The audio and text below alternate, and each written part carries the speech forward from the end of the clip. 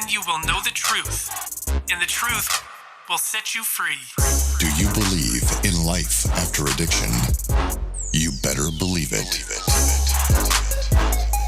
Now, the host of Life After Addiction. All right, Life After Addiction. I'm Adam Comer, and today I have a very special guest in studio, my lovely wife, Miss Katie Comer. Hey.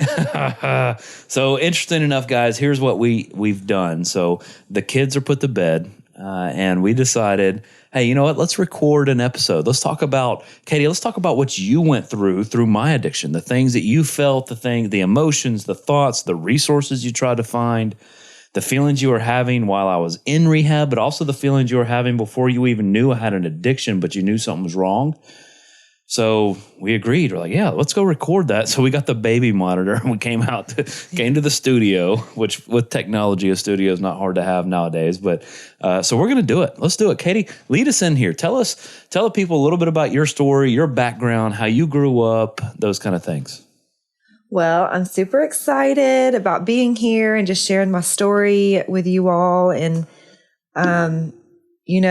for me, this was so foreign, the idea of addiction. I had zero idea what that even was, and I'll get to that here in a little bit. But essentially, I grew up in a Christian home. My dad was a pastor. You were a PK, huh? Yeah, he is still a pastor. But preacher's kid.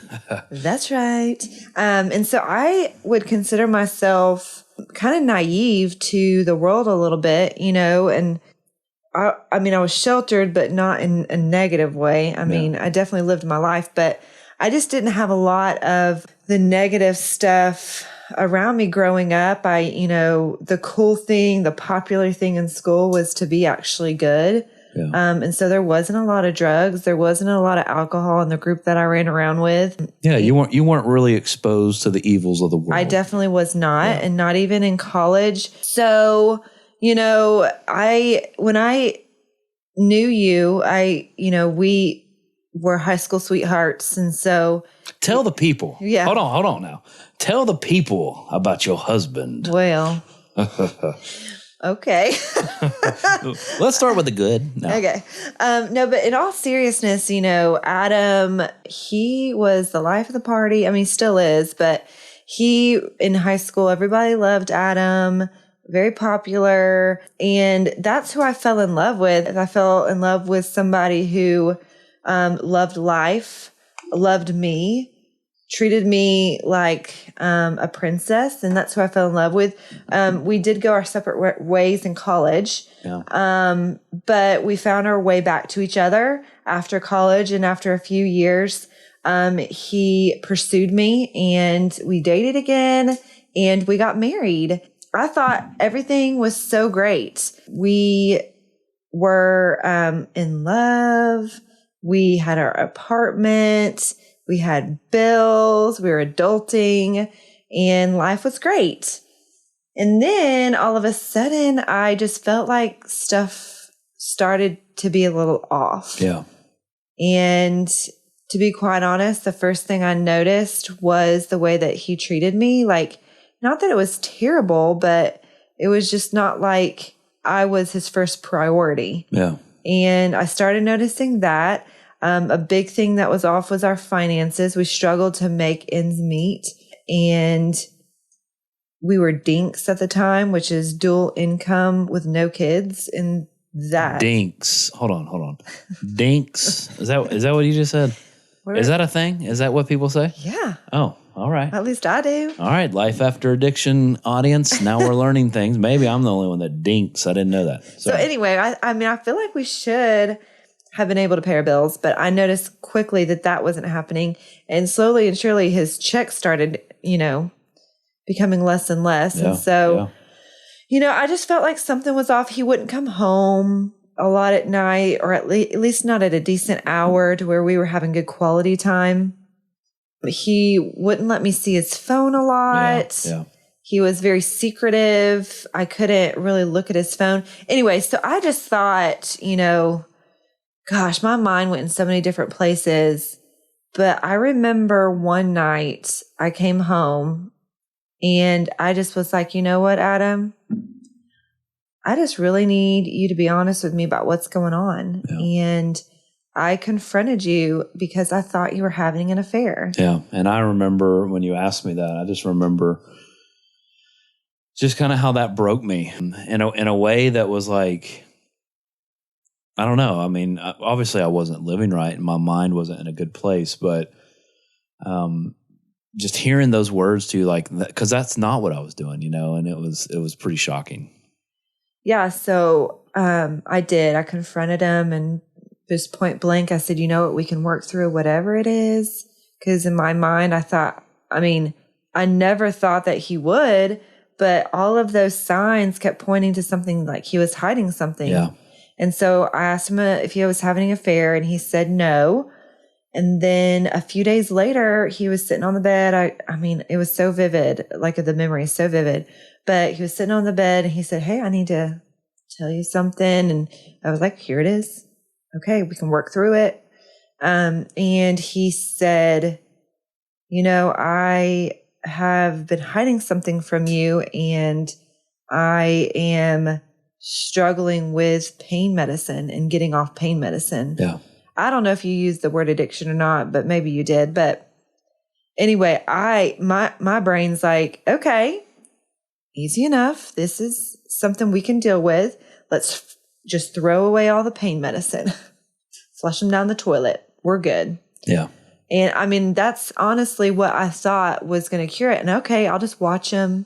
Yeah. And just make sure that he doesn't take anything. Yeah. You just didn't know anything about that world, about addiction. Nothing. So you didn't know anything about it. So I noticed that some of those symptoms or habits continued. And so obviously I knew it was deeper than just flushing him down the toilet. So he went to a secular rehab, and like a 30-day program, I guess. And he went there, and for all I know, he was following the steps. I was in the doors every single day that I could be. Yeah, you were there every time you were allowed to visit, every time you were any kind of counseling, you were there. The doors were open and you were allowed to be there. You were there. I was. And I was very supportive, the best I could be. And he got out, and I thought that he was completely healed from this. Cured. As long as you go to your 12-step meetings and you do this, and this, and Yeah. you follow all this stuff, he is good. And he wasn't. Yeah, I wasn't. I mean, he says the day after he got out, right? I mean, Yeah, I remember this. You were so encouraged, and man, this is. We're far enough removed to where we could talk about this, Yeah, but I mean, for it's still pretty. Just the things that I did is still pretty. And I remember you were so excited, and there were some more rehab trips in between. Some outpatients and some other things that didn't work out. But I remember this one specifically. There, every time the doors were open. So supportive, so encouraged. Family days. I knew what to say. I was speaking the lingo, and you just had hope. And I remember you planned a trip to Gatlinburg. Yeah, we right? had a cabin, yeah. And we weren't leaving that day, I think, or we were leaving the next day. And yeah, I went and got some stuff to take up to that trip. Yeah. The day I got out. Yeah. Isn't I had that- no idea. And so, So I had no idea yeah. that was happening. But what's dark is going to come into the light. And Yeah. you say that often, and it surely did. Yeah. And it really did. I feel like every time that happened, you got deeper into it. Yeah, for sure. This is kind of a common thread. Most people have gone through a long period, of addiction. It's like the next time, the relapse, when you get back out there, things spiral so much faster. Yeah. And I can explain that. The reason I think it spirals faster is because the people that love you and trust you and are easy to steal from and manipulate are no longer there. They no longer are willing. Those people don't trust you anymore. And so doors are locked, purses are guarded. And so you have to take higher risk to get the money, higher risk to get the drugs. And so legal problems spiral faster and just spiral so much faster when you're the second, third, fourth time. So yeah, absolutely. He got deeper and deeper into it. And I remember specifically one time, and this time was so raw and real. When I go back and like think of my story and I write my story down, this is the one moment that I think was like a pinnacle for me to realize how bad it was. And it was so sad. I just remember that we owed our car note to pay it. And this guy was calling me. He was like, I mean, we were about to get repoed. Yeah. And I remember him calling me and say, Miss Comer, you have got to get here with your money to pay this note, or we're going to be coming and repoing your car. Yeah, and I had told you that I had already paid it. You had told me you'd already paid it, and I was like, I'm sorry, you need to check your books, because I'm pretty sure my husband has paid that. Yeah, and it just made you look like a fool. Oh man. And he was like, and in that moment, I can still hear his voice. In that moment, I think he knew that there was something going on in a marriage. Yeah. And so that was embarrassing for me. But he goes, Miss Comer, I'm so sorry, but your husband did not come to pay that note. And I said, okay. And I hung up. And I think I had a panic attack. It's my only panic attack. One and only panic attack I believe I've ever had. Well, that's probably up for debate. No, I'm just kidding. Okay. I'm just kidding. Okay. But for real, that I can recognize. I'm just kidding. Okay.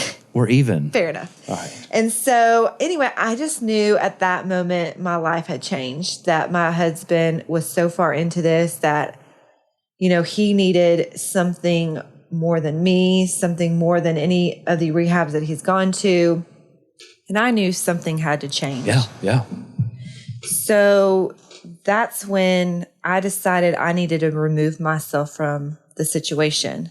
And in this case, it was the marriage. Yeah, and that's a hard thing. Like here, and so again, we've been married 10 years. You'll hear us cut up with each other. Yeah. But we've actually been dating probably 20 years. You know, close to it. Yeah. So we've had these conversations, and what's so interesting about this, her separating, her leaving, is because for so long, Katie, you protected me, and it was terrifying for the family, for friends, for church, for your work, for any of that, to know that, man, our marriage was on the rocks and Adam has a problem. And so for you to leave was drawing a line in the sand. Yeah.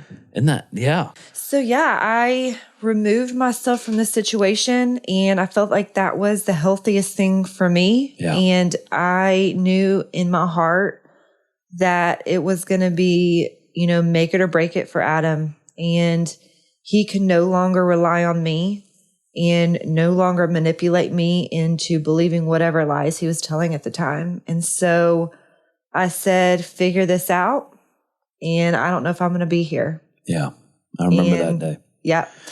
And so when Adam went to rehab, I remember, I believe he's told his testimony, but he felt a strong desire to go somewhere that was a Christian base. Yeah. And I do believe that him knowing the truth from a young age, knowing what really is going to turn his life around is really turning to God. I think that was his decision to go there. And I had no part of it. I was living at my parents' house as a late 20s. Yeah. And I had no part of his decision. But let me just tell you, one of the most pinnacle times in my life, life-changing times in my life, was, I believe it was the day before he went into his rehab and to Spring to Life. Yeah. And which is so funny. But the day before he went into rehab, there is an image in my mind of me being at my parents' house. I'm not communicating with Adam at this point. And I am in the bedroom with my dog. Yeah. And who's still alive, Miss Lily. She's still here. And just me and my dog in the room by myself in a darker room. And I'm on my knees, completely, totally surrendered to whatever God's will is for my life. Yeah. And I can honestly say I've never felt so broken, but totally surrendered in that moment. Yeah. And it's such a picture of my life, or that stage of my life. And it's a good reminder for everybody to have that moment. Yeah, I remember you talking about it. It's just so vividly. Yeah. And you've even said the word, the closest that you've ever been to God. It was. Like you were just real with him. God, yeah, you were just crying out. And so I thought for our 10-year anniversary was last month. And I've just heard her describe this so vividly. And I just thought, you know what, 10-year anniversary, Adam, you need to be romantic. And I've always heard her talk about this moment. And from her memory and her discussion, I got with a painter, an artist, and just kind of described that moment and was able to paint that picture and give it to you for our 10-year anniversary. So, and it was amazing. And it was so beautiful. And the picture, I've named it Total Surrender. And it's good. It was amazing. So anyway, that was the part in my life where everything changed. And Adam, he was doing his thing at Spring to Life, and I was doing my thing back in Knoxville. And yeah, so those who don't know, Spring to Life, that's what S2L stands for, Spring to Life. So S2L Recovery, Spring to Life. I still call it that all the time, and it's just S2L Recovery, but that's Spring to Life. And the long story short, because Katie, I want to get to something here, and we're about to run out of time, and I want to make sure we give it some time. But long story short, go back to episode 1. I tell our testimony, but Katie was done. I honestly was expecting divorce papers in the mail. Every time mail call happened at S2L as a student, I was just dreading it. Don't call my name. Don't call my name. Because I honestly thought you were divorcing me. And long story short, this is a flyby. Go listen to episode 1, but God started restoring our marriage. Just like we both had that moment of total surrender. And it might even have been, I don't think it was the night before. I think it was maybe a month in. No, this was a different time. That was the night before. But then there was a different time when I was specifically driving down the road. I think it was on Kingston Pike. Yeah. And this is what you're talking about. But I was driving down the road on Kingston Pike, and I was praying out loud. Yeah. And I said, okay, God, if you choose, because at this point we had started communication. Right. And which for a month, I didn't even hear from you. Yeah. Well, this is the deal. Okay. This is the deal. I believe strongly. I minister to some women. I've written my story, and there's things that I believe for self-care when you have a loved one going through an addiction. Yeah. That you need to take care of. And for me, that was self-care. Yeah. What that looked like was getting professional Christian counseling, somebody who's non-biased. Because so important. And for me, that was at least once a week going to see somebody. And it was getting your hair done and your nails done and pampering yourself, because for so long, you're so focused on your loved one and trying to save something. That's a good point. You have to practice self-care. Going out, hanging out with friends. I had the best friends throughout all of this. Even some of the people that Adam hurt the most took me in and loved on me. And I'll never forget that. And some of my other best friends just took me in and loved on me. And that was just important for me to heal without Adam. But I knew after about a month or two, we started communicating again, just kind of checking in with him. And at that point, I knew I was going to give him a second chance. Yeah. I wanted him, he was at a different kind of rehab. It was a Christian, Christ-led rehab. And I wanted to see where this went. And I remember, and this is getting back to what you were just talking about. Yeah. I was driving on the road, Kingston Pike in Knoxville, Tennessee. Go Vols. Yeah. And so I was by myself, and I was praying to God, and I was like, God, this is the deal. If you choose to save my marriage, I choose to totally follow you, totally surrender to you. and follow you, serve you. And that's my plea to you. But Lord, if you choose not to save my marriage, I choose to follow you. I totally surrender to you and your will. Yeah. And so that was a pivotal moment to me. And I have no doubt, because Adam told me that he prayed the same thing. As we look back at our story and stuff, and it was pretty recent after we got out, and we narrowed it down to where we think it might have been the same day. Yeah. But I just remember saying, God, if those divorce papers come or if they don't, I'm dedicated to you. And that's a big deal. That's a big deal for me, for people, because it was like one of my main focuses was you and saving my marriage. And I mean, you were my high school sweetheart. Right. And that's so natural. Yeah. I mean, that's natural feeling. And for me and you both to say, God, if you save our marriage or not, you're our prize. You're our focus. You're who we're going to serve and seek and chase hard after. And so God began to restore our marriage. And just long story short, God called me. I felt like I was called to stay at S2L. Everything I knew was in Knoxville. S2L, if you don't know, is in Middle Tennessee, around the Nashville area. And so I did the generic, all right, hey, Kate, let me talk to Katie. We were on good terms at this point. It's 7 months in. Good terms. And it's like, hey, let me call my wife. We're going to pray about it, quote unquote, right? The church answer. Hey, we'll pray. Give me 3 days. Yeah, give us 3 days. We're going to pray. We're just going to pray about it, right? And knowing in the back of my mind, everything I know is in Knoxville, any opportunity for a job. And by the way, they weren't offering me a job that paid, it was $50 a week. And, and I would have to move my wife down because long distance wouldn't work. So we prayed about it. And like the second day or something like that of praying about it, Katie's boss comes to her, offers her a different job that would be a promotion, more money. And the only catch to that was, in order to take this promotion, she'd have to move to Middle Tennessee, to Nashville area to take it. And it's just like, oh, wow. Okay, God, we see what you're doing here. And so moved here. Katie and I are closer than we've ever been. 10 years of marriage, and we're closer than we were just like little high school lovebirds, sweethearts, that it was just like she could do no wrong, I could do no wrong. And now it's like her faults is what I'm in love with. It's like you're the things that no one else knows, but just you and me. It's what I love. And so we're closer. God's blessed us with 2 beautiful children. And that's not everyone's story though, but that is our story. Yeah. And we're going to proclaim it because of the blood of the Lamb and the word of our testimony. But all of that to say, I want to get to this, and we're running we're cutting it close. Katie, people are dying to know. Wives, girlfriends, mothers, fathers, sons, the loved one who's not in the addiction.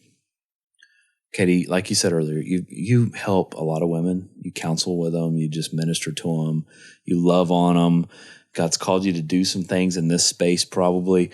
But what would you say, and like a 2-minute spill, what would you say for encouragement, for just what would you say to the wife? And I know that specifically you have a heart for wives, right? Yeah. For the wives of the guy going in. But what would you just say? A 2-minute spill is the hope, the encouragement, the boundaries. What would you say? Wow. 2 minutes. Not to put you on the spot. No. And only give you 2 minutes. Yeah. Okay. Okay. So like Adam said, it's not everybody's story. Yeah. It's sometimes unfortunate that it doesn't work out, but this is the thing. I think God honors, there's something that's repeated over and over in our story about totally surrendering. Yeah, that's right. And I think that for me, as an encouragement to you, loved one, is to really see if you are totally surrendered. And whatever that looks like. And for me, it was, being able to give up my marriage. Yeah. To ultimately see what God had for me. And, what God had for me is a healed marriage. Yeah. That we minister to other people. Yeah. Because of our brokenness and because of our past, testimony. Yeah. And it's interesting, the total surrender for most in this space. And as you know, this is our 23rd episode, so you know all about life after addiction. We're a biblical worldview. What that's going to look like, just from my perspective, and all these families I've talked with and I've worked with and I've tried to love on, that total surrender in the language, in the addiction recovery world language, that would eliminate enabling. It would eliminate people enabling their kids, which is so tough. It's so hard. But I mean, that total surrender to God being sovereign and knowing and trusting Him would eliminate the enabling factor. Yeah. For me, that total surrender went against everything I wanted to do. Yeah. And that was giving you up, and letting you go. And so, I love Adam, and I loved him even at that moment. Is the love of my life, but I didn't recognize him anymore. And so I gave him over to God and said, you do what you need to do, and you tell me if I need to stay. Yeah. So for you listening, whether it be your husband, your wife, your parent, kids, whoever it is going through the addiction, my encouragement to you is just release it. And as best you can, and focus on yourself and focus on your relationship with the Lord. That's it. Because if you don't, and you continue to focus on your loved one that's addicted, there will never be healing. Yeah. There won't, because you're so consumed with, and they might be going through rehab. Maybe they're going through S2L, or maybe they're going through another rehab and you're listening to this. But I think I personally went through my own kind of rehab while he was going through rehab. Yeah. So this is your opportunity while they're in whatever rehab they are in for you to self-care. Yeah. And go through that rehab yourself. Yeah. And absolutely. And what's so neat about this story is I've seen you minister and I see you speak truths. And one of the things that I hear you say often, that I think needs to be said, is just you encourage people for boundaries, but also to do the hard thing. Yeah. And actually the hard thing is what is the loving thing. Yeah. That's what the loving thing to do is really hard. Oh gosh. Saying no, because I knew what to say to twist things and to stab at you and to hurt you the most. I knew the words to say that would hurt you the most, and you had to stand strong and do something so hard so often. And so here's what I want you guys to know. Katie's felt called. She's in the process of writing a book. Again, we're this isn't a plug for a book because it doesn't even have a title, and she's probably only got however many pages written. And this wasn't planned. We came out here and it was just like, man, all right, God, we're going to be obedient. And we hope this has helped. You can email us info@s2lrecovery.org, which is not the right email address. It's info@spring2life.net, which you'll hear at the end of the podcast. We have fun. But email us a question. Katie would love to answer it. And Katie, some places, some different organizations has asked Katie to come and speak, give her testimony, a word of hope. Guys, there is life after addiction, and there is restoration, and there is hope. And thank you for this time. Hope you enjoyed the episode. Love you guys. Life After Addiction is a production of S2L Recovery. If you have any questions you'd like answered on the podcast, email them to info@spring2life.net. That's info@spring2life.net. And for more information on addiction recovery, visit s2lrecovery.org.